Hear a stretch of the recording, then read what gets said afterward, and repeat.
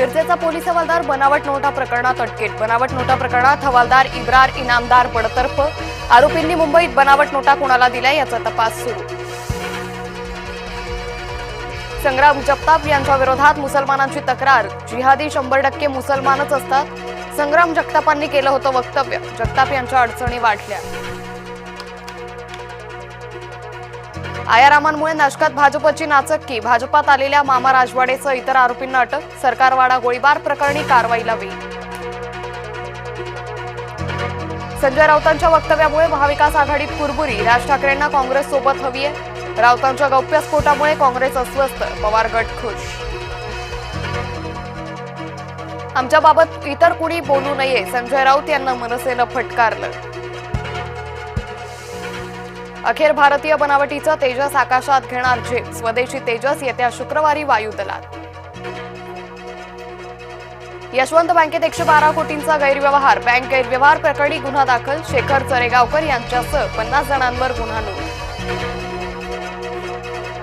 महिला मुख्यमंत्र्यांची संवेदनशीलता गेली कुठे? ममता बॅनर्जी यांचे महिला अत्याचाराबाबत बेजबाबदार वक्तव्य। पीडिता रात्री 12:30 वाजता कशी बाहेर गेली? ममता यांचा संतापजनक सवाल। अंबादास दानवे यांचा शिंदेंना चिमटा। एकनाथ शिंदेंच्या योजना डबाबंद। ठाकरे गटाचा शिंदेंवर निशाणा।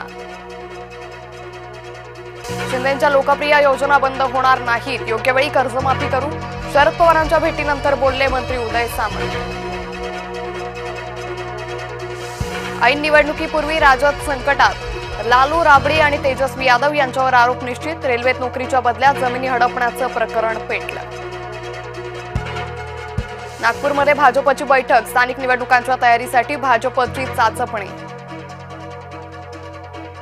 महाबोधी बुद्धविहार वादात सोबत या। केंद्रीय राज्यमंत्री आठवले यांचं प्रकाश आंबेडकरांना आवाहन।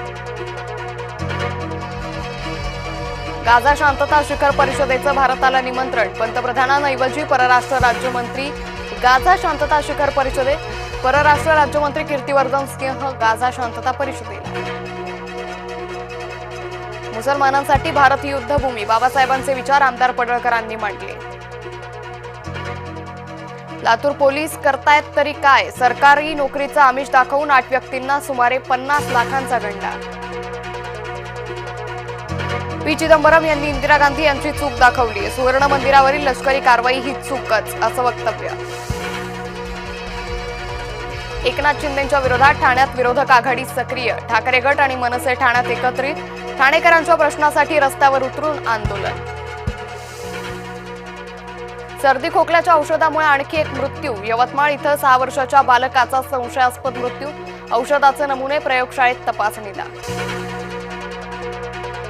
नांदेडच्या मुदखेड शहरात भटक्या कुत्र्यांची दहशत। भटक्या कुत्र्यांमुळे नागरिकांमध्ये दहशत।